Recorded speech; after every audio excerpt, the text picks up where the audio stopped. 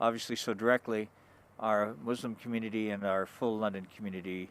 Your empathy and your caring comes through, and from all of us, we are very grateful, and I do want to offer my deepest thanks. So here I am on behalf of London City Council today, and it's an honor as we welcome the Honourable Lisa MacLeod, our Minister of Heritage and Sport, to our city. Welcome her back, I should say, as she has been here many times.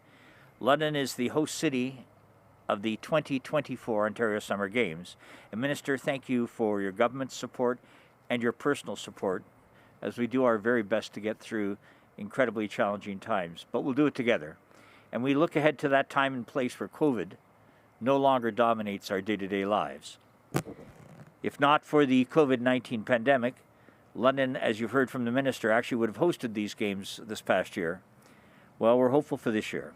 But it has been with so many other events over the last while that while the pandemic, which impacts us so significantly, changed what we had to do and changed those plans. However, unlike many other events, we're not talking about a cancellation. Instead, we're talking about a postponement. And it's thanks to your personal involvement, Minister, that we are here today. And we're so grateful that's the case, because come the summer of 2024, London will welcome 3,400 of Ontario's top athletes competing in 19 different sports across our city. The economic impact for London is projected at some $5 million, but you know what's truly priceless? It's the memories and community spirit these types of games generate, and we saw that 3 years ago when London hosted the 2018 Ontario Summer Games. In addition to first-rate facilities and amenities, we have a seemingly endless supply of enthusiastic, dedicated, and community-minded volunteers. You know, more than 800 Londoners signed up to help out in 2018. I know that we'll have that, at least that same commitment for 2024. And these volunteers, along with all Londoners, will leave a lasting impression on all those who visit the Forest City for next year's event, just as they did 2 years ago. Here's what we know. Sport has the power to inspire and to unite. And I cannot wait for the Ontario Summer Games to come back to London, where they will do both in 2024. So, again, heartfelt thanks, Minister MacLeod, for being here with us today, for your support of these games, and for your support of our London. We look forward to having you back in the Forest City at this time next year, or perhaps even sooner. Let me thank you, Christine, and thank you all for being here today.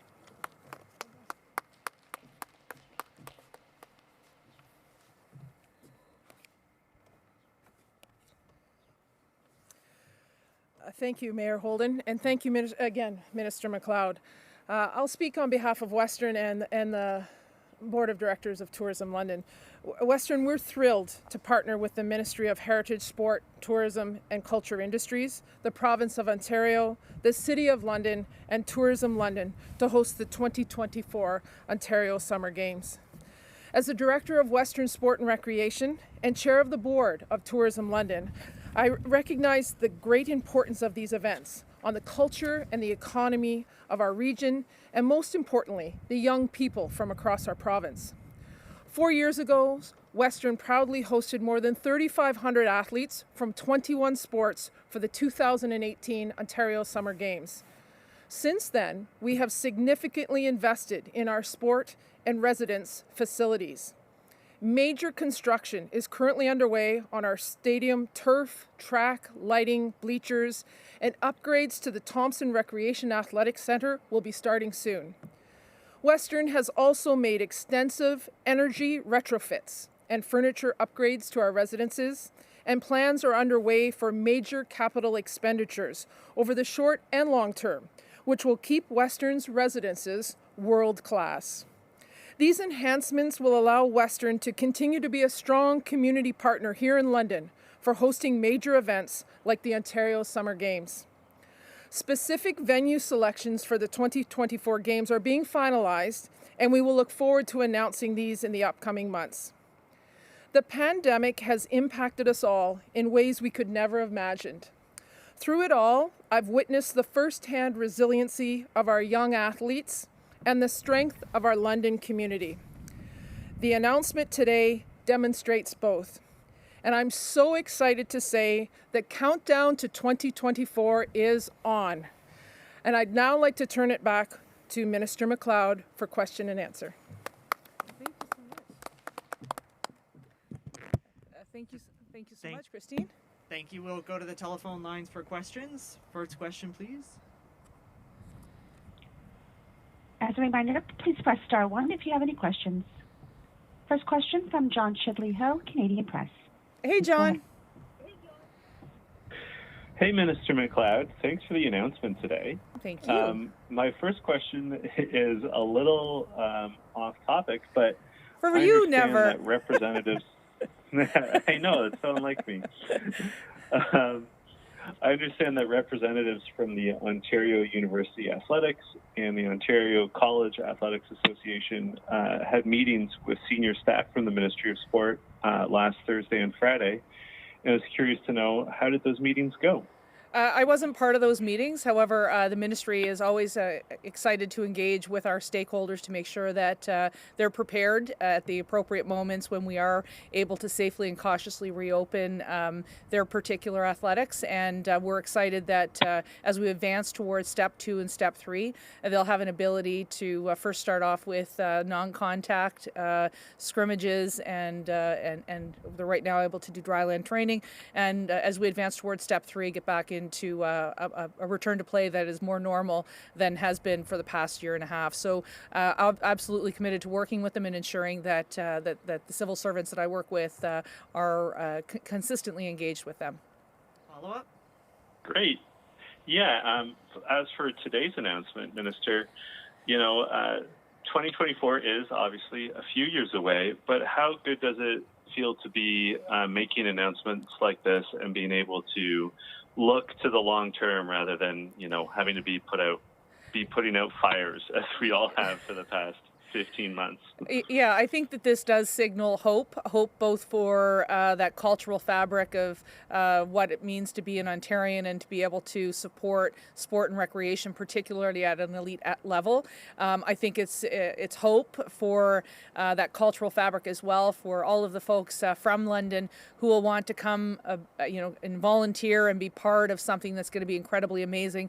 It's not often said, but this ministry oversees likely the largest volunteer sector in the country as a result of the sectors that we represent. And so I think that is really going to be great for community building and people starting to see the light at the end of the tunnel and actually plan for something post-pandemic, I think is going to be incredibly important. I think the fact that the athletes will be coming from all different parts of Ontario to compete is going to be an excellent sign of the times. There's lots of things that we're doing with minor and amateur sport behind the scenes right now to prepare for post-pandemic, to make sport more accessible, more safe, and of course ensure that we are getting as many kids off the playground and onto podiums as possible. And of course the economic impact here today alone, as Mayor Holder has said, will generate at least $5 million in economic activity and spin-offs, and that's going to help the broader economy here in London. But why don't I let Mayor Holder also address this, given it's his city and the things that he's expecting to see as a result of this. Thank you. So for such a short question, let me unpack it because there's a few pieces to it. I think the first part that we talked about is why announce today? Well, probably for the same reason that we had to defer the 2020 Summer Games because of COVID, we now have to forward plan. And forward planning gives us an opportunity within our hotel, tourism, entertainment industries here in our community, the opportunity to anticipate and be ready when we host thousands and thousands of Ontarians to our great city. I think the second part has to do with what it does. When I said in my comments that an event like this unites and inspires, I truly mean that from my heart. And if there's a time that we need to unite, inspire it's like never before, and to give hope, as the ministers indicated, it is now. And let's not be lost on the financial impacts of what this means. Sure, we talk about the direct impacts. And by the way, if I didn't acknowledge the $1 million support from the provincial government, let me say that very loudly. Thank you. So that is absolutely direct, but also direct when you imagine the hotels and the food industry and our travel industry, our taxi industry, all of the industries impacted, and that's at least $5 million. And then you talk about the ripple effects. So the impacts on jobs, the impacts on employers who frankly are crying out in this very difficult time for help. And this comes at absolutely the right time. We'll be ready in London, Ontario, and we look forward to inviting all Ontarians to the Forest City. Thank you, and we'll go to the next question, please. Next question from Jamie Strachan at CBC. Please go ahead. Hi, Minister. How are you? I'm good, Jamie. Thanks. How are you? I'm busy. You know, got 3 kids at home, so busy as always. Good stuff. I hope you had a good Father's Day then. I did. Thank you. I just wanted to kind of switch beats here for a second. I mean, today's announcement, you know, for elite athletes that would compete in these games. Obviously, you spoke about professional athletes last week in your announcement. I'm sure the anger from, you know, the hundreds of leagues and hundreds of thousands of kids across the province involved in minor sport have gotten through to your ministry. God knows they've been burning my phone up. The kids are waiting for their turn, obviously. Leagues are saying that they can't operate in a viable way under the current rules that just allow 9 players and a coach to do drills and practice. When will your government lift these bubble requirements and allow children in this province to have meaningful competition again?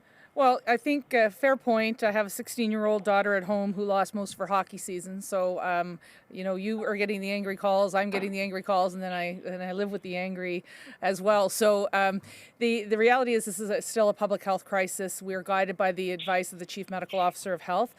We continue to bring return to play protocols to him, as well as to the broader Jobs and Recovery Committee, of which I sit on at Queen's Park and in Cabinet. I can say right now, they're able to go out and play with drills. As I mentioned, my 2-year-old neighbor, she was out with her little Kickers FC on the weekend. I was delighted to see that.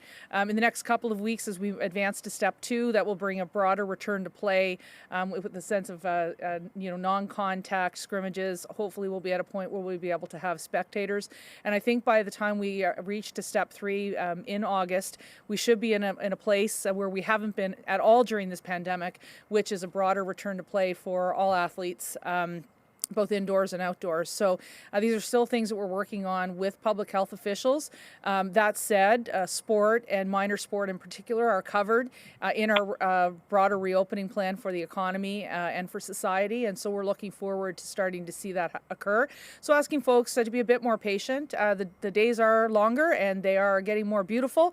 So we do encourage people to get out and do the drills if they can, to exercise, to get out on the field safely, of course, where they're able to physically distance, and to make sure that they're part of that they're part of that recreational activity. But at the same time, we're guided by public health measures, and this will be gradual, but I believe we'll be in a good place by the end of the summer. Follow up? I'm just, you know, wondering. A lot of doctors, a lot of leagues are wondering why Ontario, you know, with the case counts continuing to drop today, again, the mid 200s, why does Ontario seem to be an outlier compared to other jurisdictions in North America where, you know, games, tournaments, real competition is taking place? Why is Ontario different? It's very hard to compare apples to oranges. Our healthcare system is different. The vaccination rates are different. The spread of the variants are different. Very difficult because the United States had their vaccination and inoculation program up and running based on supply much earlier than we did as a result of some of the delays with the federal government.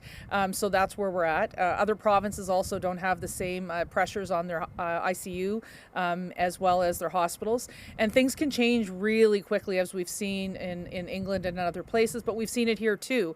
I'll just harken back to the late days of December when the city that I live in, Ottawa, was in what was the previous color-coded orange, and within days ended up seeing massive spikes and pressure on our hospitals. So again, first and foremost, our concern is the health and well-being of Ontarians, and at the same time, we continue to plan and prepare to get our athletes safely back onto the fields, onto the pitches, into the rinks, and making sure and onto the courts, so that we'll be prepared for that. And as I said, I'm very optimistic. In the next couple of weeks, we'll start to see that return, and by the end of the summer, if all things are being equal, we continue to see the case counts go down, vaccinations go up, and pressure relieved on our hospitals, that will be to a broader return to play for all athletes, both indoors and outdoors.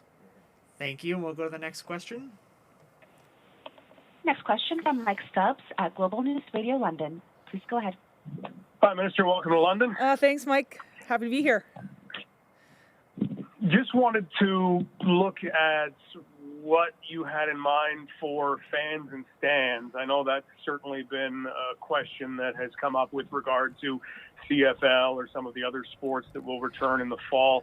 What sorts of conversations and considerations are happening around that? Yeah, so we have been working with two groups. One is our professional professional sports, so the Blue Jays, MLSE, who contacted me this morning, as well as the Ottawa Red Blacks and others, who have been giving us a proposal with respect to fans and stands for sports. We've also been working with performance arts as well as Canadian live music on what fans and stands would look like for entertainment. They're both very similar, so we've got some proposals before the health table. My hope is that as we move into step 2, we'll start to see some restrictions be lifted, and that we can start to see spectators. That, of course, will be up to the Chief Medical Officer of Health clearing it, as well as the Cabinet. But I can assure you that the work has been done, and we are very optimistic that this summer, with people being inoculated, as well as the case counts going down, provided that we can deal with the variants of concern that are coming across on our borders, that we'll start to see that to occur, similar to what we're seeing with capacity limits in restaurants and retail at the moment. My hope is that that's where we land, but I don't have a firm date for you. But I do have confirmation that we are working on it. Follow up. In terms of youth sports, if we do see case count numbers stay where they are, how much will you be pushing to kind of make some changes to even the phased-in format that you announced on June 14th?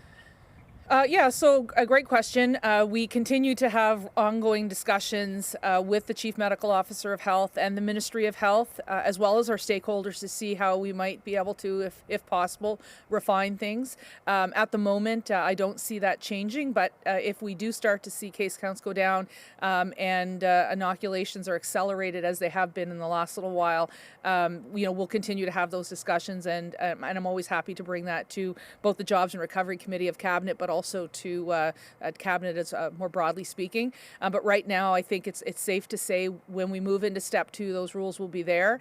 And then 3 weeks later, God willing, we're into a place where we can get into step 3. But I remind all Ontarians that we still remain in a public health crisis. We still have variants of concern that are coming across our borders, and things can change on a dime. In March, I was prepared to open and allow the OHL, but within a week, circumstances across the province changed so dramatically that we had to postpone that. And so now, with the accelerated return to play, they'll be able to do at least a tournament or a showcase this summer. But at the same time, I think it speaks volumes on what kind of unpredictability that we're dealing with as a result of COVID-19. Thank you, and this will be our last question.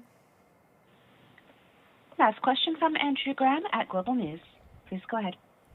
Hi, good morning. This is a question for Mayor Ed Holder, not for the minister, but for Mayor Ed Holder. Mayor Holder, my question is, you mentioned the process of forward planning for the game. Do you have any early ideas for what's being envisioned for London once the games take place? I know it's a long way away, but I was wondering if you had any early visions for London.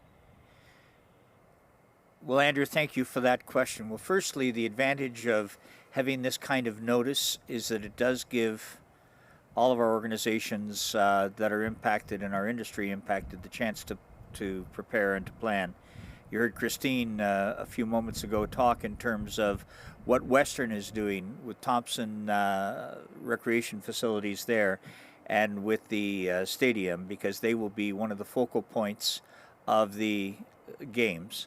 So I think just when you imagine the kind of work that is necessary in advance to prepare for the games such as this, and I guess if there's any positive out of the delay, it's that we think the facilities, for example, up at Western, will be so much better because of the efforts that they're putting in to make them ready for the games and for other uses as well. And don't forget that one of the things that happens as a result of the kind of investment and commitment that is being made by the provincial government, that helps with the amenities that last well beyond the games.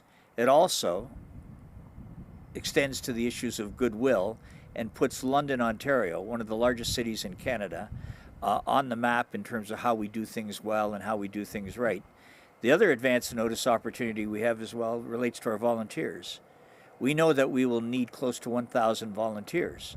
So we will put the call out at the right time, and we know that Londoners will respond as they always have with so very many events, and most recently the Junos as an example on the culture and music side of things. And I think London as Music City, Canada, has shown itself to be tall and strong. But you know what? London, geographically located, is the sports hub of southwestern Ontario.